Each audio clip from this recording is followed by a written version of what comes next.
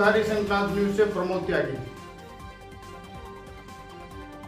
आशा करते हैं कि आप सभी कुशल मंगल होंगे और भगवान से प्रार्थना करते हैं कि आप सभी कुशल मंगल रहें, खुश रहें, यही हम कामना करते हैं। 2014, 2019 और 2024 2014 के इलेक्शन में बीजेपी का ग्राफ इस तरह से था, 2019 में और ऊपर उठा, लेकिन 2024 में ग्राफ घट के नीचे आ गया।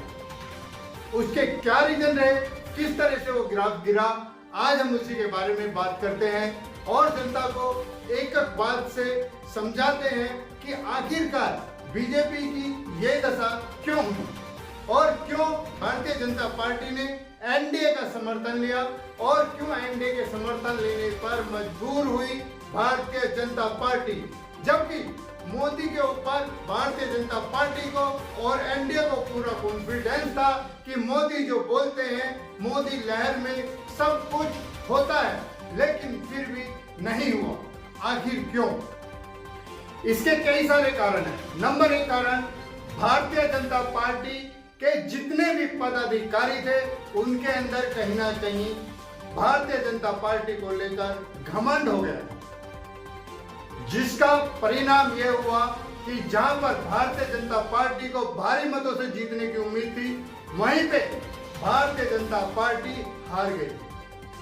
दूसरा, भारतीय जनता पार्टी के अंदर कहीं ना कहीं मतभेद इतना ज्यादा हो गया था, जिसका फायदा विपक्ष ने उठाकर हाथों हाथ लिया और उसका परिणाम भारतीय जनता पार्टी को भुगतना पड़ा। तीसरा, जेपी नड्डा की बयानबाजी जो भारतीय जनता पार्टी को रास नहीं आई। जैसे कि भारतीय जनता पार्टी के अध्यक्ष जेपी नड्डा ने कहा था कि अब हमें विश्व हिंदू परिषद की जरूरत नहीं है, जब हमें जरूरत थी जब हमने विश्व हिंदू परिषद की सहायता ली। लेकिन आज भारतीय जनता पार्टी सक्षम है अपने वादों को पूरा करने के लिए, अपने काम को पूरा करने के लिए और अपनी जीत स्वयं हासिल करने के लिए आज भारतीय जनता पार्टी सक्षम है। वही अहंकार भारतीय जनता पार्टी को ले डूबा। तीसरी वजह यह रही कि भारतीय जनता पार्टी हिंदुओं की हितैषी बनकर आई थी और धीरे धीरे सेकुलर इतनी हो गई कि उन्होंने बाकी पार्टियां भी पीछे छोड़ दी, हिंदुओं का कोई ख्याल नहीं रखा और हिंदुओं ने यही सोचा कि जब हमारा कोई है ही नहीं तो हम भारतीय जनता पार्टी को वोट क्यों दें, फिर बाकी पार्टियों को क्यों ना दें। जो भारतीय जनता पार्टी 300 सीट का आंकड़ा पार करने वाली 240 सीट पर समझ गई, ऐसा क्या कारण रहा? भारतीय जनता पार्टी ने क्या काम नहीं किया जिस कारण भारतीय जनता पार्टी अपने टारगेट से विमुख रही और विपक्ष उस पर हावी होता गया? आइए जानते हैं इनके क्या क्या कारण रहे भारतीय जनता पार्टी को नीचे गिराने के। और भारतीय जनता पार्टी उत्तर प्रदेश में, महाराष्ट्र में और जहां जहां पर उनको पूरी उम्मीद थी, वहां पे उनका, जैसे पश्चिम बंगाल, आखिर ग्राफ क्यों गिरा? सारी जानकारी के साथ आज हम आए हैं आपके बीच सारी जानकारी बताने के लिए, भारतीय जनता पार्टी का कच्चा चिट्ठा खोलने के लिए, भारतीय जनता पार्टी को आईना दिखाने के लिए, भारतीय जनता पार्टी के एक कार्यकर्ता को ये बताने के लिए कि उनकी कहां पर कितनी कमियां रही हैं।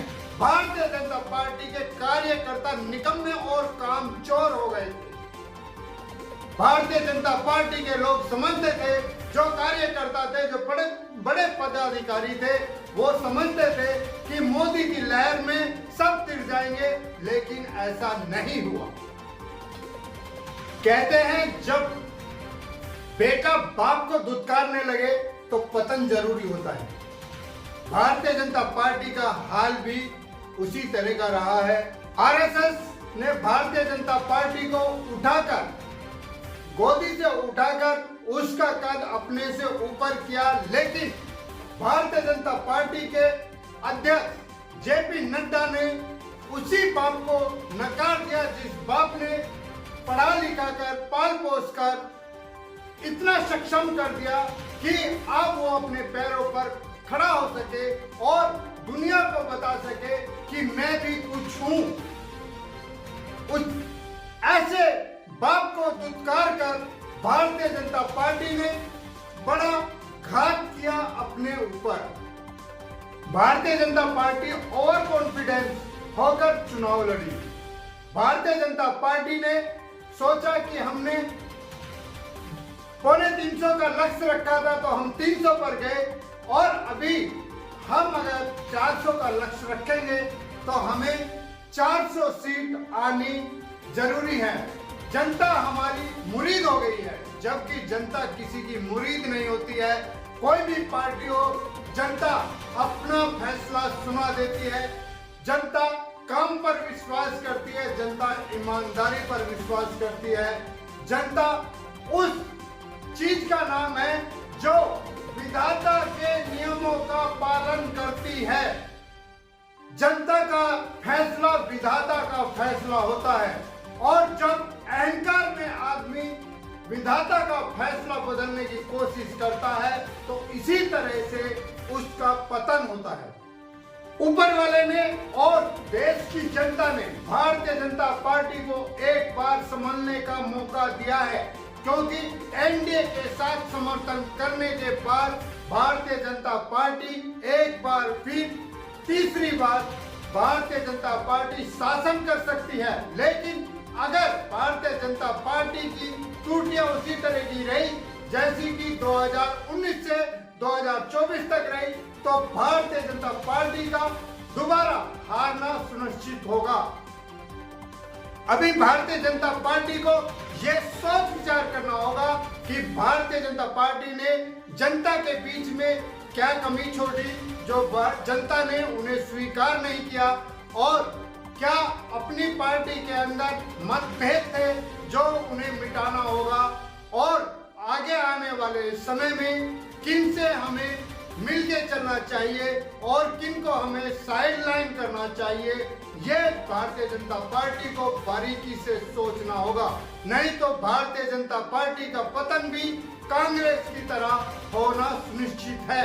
नंबर 1, भारतीय जनता पार्टी को पहले की तरह अब भी विश्व हिंदू परिषद से अपने मधुर संबंध बनाने पड़ेंगे। जो खामियां भारतीय जनता पार्टी से हुई हैं उनका रियलाइज करके उनकी माफी मांगते हुए विश्व हिंदू परिषद की शरण में भारतीय जनता पार्टी को जाना होगा। नंबर 2, जनता के ऊपर जो महंगाई का कहर भारतीय जनता पार्टी ने डाला है या सिचुएशन के हिसाब से आया है, उसको किसी भी तरीके से जनता के ऊपर से महंगाई के भार को कम करना होगा। तीसरा, जो अभी विपक्ष और पक्ष दोनों में मर्यादाएं समाप्त होती जा रही हैं, संस्कार समाप्त होते जा रहे हैं। अगर भारतीय जनता पार्टी ने उन संस्कारों का अपमान किया जिन संस्कारों के ऊपर भारतीय जनता पार्टी 2 सीट से 400 सीट के लक्ष्य तक पहुंची है, वो भारतीय जनता पार्टी का पतन का कारण होगा। अगर भारतीय जनता पार्टी ने अपने पुरानी गलतियों को, अपनी इन गलतियों को सुधारते हुए पुराने लक्ष्य की ओर नहीं चली भारतीय जनता पार्टी, तो उसे भारी खामियाजा भुगतना होगा। भारतीय जनता पार्टी को इतना खामियाजा भुगतना होगा, शायद कांग्रेस ने भी इतना खामियाजा नहीं भुगता होगा। और ये भारतीय जनता पार्टी के लिए एक अच्छा मौका है कि वो अपनी सभी गलतियों पर ध्यान दे और अपनी सभी गलतियां सुधारें। भारतीय जनता पार्टी को सभी पार्टियां हिंदू पार्टी कहती हैं और भारतीय जनता पार्टी को मुस्लिम भी हिंदू पार्टी कहते हैं, लेकिन भारतीय जनता पार्टी ने कांग्रेस और विपक्ष से ज्यादा अब की बार सेकुलरिज्म अपनाया, जिसका परिणाम भारतीय जनता पार्टी को बहुत बुरा मिला। और भारतीय जनता पार्टी जहां तक आती थी वहां से भी गिराव नीचे होता चला गया। यह भारतीय जनता पार्टी की सबसे बड़ी कमजोरी रही। पसमानदा मुसलमानों का चोला ओढ़ते हुए भारतीय जनता पार्टी ने यह नहीं सोचा कि भारतीय जनता पार्टी हिंदुओं की पार्टी बन के आई थी। उनके साथ तो बहुत सारे पक्ष उनके हितैषी हैं, लेकिन भारतीय जनता पार्टी एक हिंदुओं की पार्टी थी, जिसमें भारतीय जनता पार्टी ने भी सेकुलर चोला ओढ़ा और उसका परिणाम भारतीय जनता पार्टी को भुगतना पड़ा। जिस तरह से विपक्ष भारतीय जनता पार्टी के मुखिया हमारे देश के प्रधानमंत्री नरेंद्र मोदी को डिक्टेटर कहते हैं, लेकिन प्रधानमंत्री नरेंद्र मोदी में डिक्टेटरशिप की एक भी खूबियां नहीं दिखाई देती।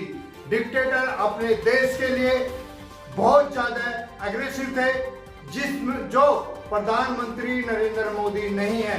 अगर डिक्टेटर प्रधानमंत्री होते तो विपक्ष वाले इस तरह का माहौल प्रधानमंत्री नरेंद्र मोदी का नहीं उड़ाते। आखिर प्रधानमंत्री सारे के सारे विपक्ष ने प्रधानमंत्री नरेंद्र मोदी का माहौल नहीं उड़ाया। माहौल उड़ाया गया 140 करोड़ जनता का। 140 करोड़ जनता का मजाक उड़ाया गया प्रधानमंत्री के नाम पर। कुछ भी कोई भी कहकर जाता है और प्रधानमंत्री चुप हो जाते हैं। ये प्रधानमंत्री की वाणी में नहीं आता कि मैं तो गाली खाता हूं और मुझे उससे एनर्जी मिलती है। प्रधानमंत्री को इस तरह के शब्द शोभा नहीं देते। हमारे देश में इससे पहले भी बहुत सारे प्रधानमंत्री हुए हैं। क्या किसी भी प्रधानमंत्री ने इस तरह के शब्द यूज किए हैं कि मैं गाली खाकर एनर्जी लेता हूं? आखिर तुमने विपक्ष का क्या चुराया है जो तुम विपक्ष से इतने डर कर रहते हो, इतनी उनकी बातें सुनते हो? आखिर भारत के प्रधानमंत्री नरेंद्र मोदी को यह बताना होगा कि आखिर 140 करोड़ जनता के बीच में विपक्ष से प्रधानमंत्री नरेंद्र मोदी क्यों डरते हैं, क्यों विपक्ष की गाली खाते हैं और क्या उन्हें उन गालियों से लाभ है। भारत की जनता ये प्रधानमंत्री से जानना चाहती है। आखिरकार भारत की जनता कब तक इस तरह से भारत के प्रधानमंत्री का सहयोग करेगी? बार बार जब एक ही शब्द रिपीट होगा कि मैं गाली खाकर एनर्जी पैदा करता हूं, कोई भी आदमी गाली खाकर एनर्जी पैदा नहीं करता।